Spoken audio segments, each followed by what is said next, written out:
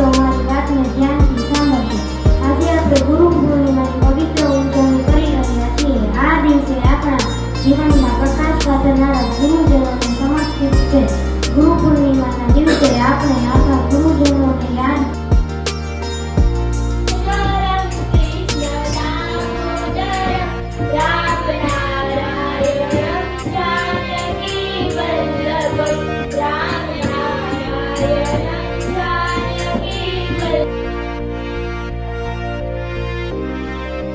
આ ગુરુ પૂર્ણિમાના દિવસે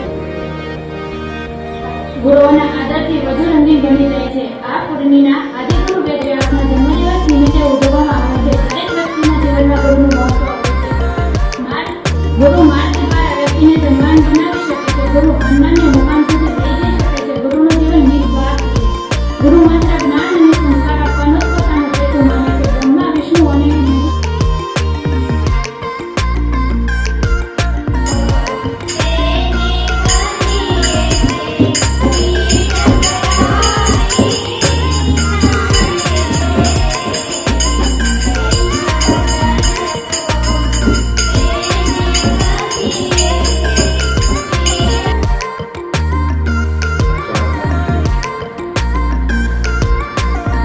ગિરનાર તો બધા ઘણી વખત ગયા છે. ગયા ન હોય તો આપણને ખબર જ હોય કે એની સૌથી ઊંચાનું ચીકું છે ને દત્તાત્રેય છે.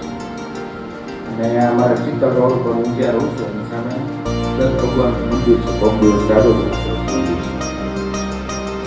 સમગ્રને ખબર હશે દત્તાત્રેય ભગવાનને કેટલા ગુરુ હતા તમને ખબર છે?